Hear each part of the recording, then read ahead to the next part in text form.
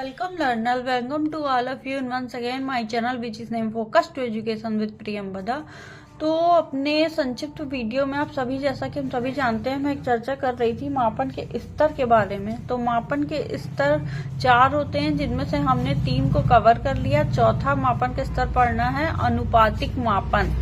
तो चलिए इसको जानते हैं, शुरू करते हैं, समझते हैं कि शिक्षा से इसका क्या संबंध है, क्या गुण दोष है, क्या इसके कार्य फंक्शन है, किस प्रकार ये शिक्षा को प्रभावित करता है। यह मापन सर्वाधिक परिमार्जित स्तर का मापन है। तो यह मापन क्या, परिमार्जित यानी किसी चीज में सुधार करना। इसके पहले जो हमने मापन पढ़े, जैसे कि नॉमिनल मापन हो गया, ऑर्डिनल हो गया या इंटरवल हो गया, तो उसमें सबसे कम परिमार्जित होता था।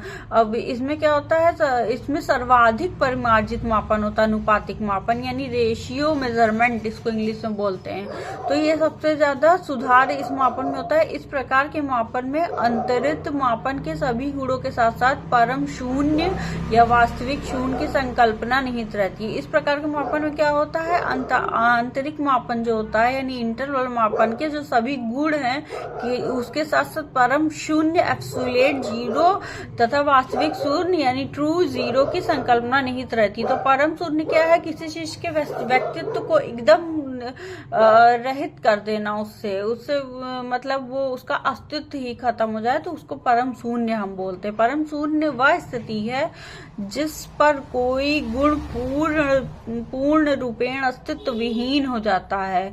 जिस पर कोई गुण है व्यक्ति या वस्तु का, वो पूर्ण रूपेण से अस्तित्व विहीन हो जाता है। जैसे मैंने बताया कि उसका कोई अस्तित्व ही नहीं रह जाता है उस मापन का। जैसे लंबाई, भार या दूरी का मापन अनुपातिक मापन है, क्योंकि लंबाई, भार या दूरी के पूर्ण रूपेण अस्तित्वहीन होने की संकल्पना की जाती है। क्या की जाती है, क्योंकि लंबाई, भार या दूरी जो है उसके पूर्ण रूपेण अस्तित्व की संकल्पना की जाती है। अनुपातिक मापन की दूसरी विशेषता इस पर प्राप्त मापों के अनुपातिक तुलनीयता है। क्या बताया जा रहा है, अनुपातिक मापन की दूसरी विशेषता इस पर प्राप्त मापों की अनुपातिक तुलनीयता है। अनुपातिक मापन स्तर अनुपातिक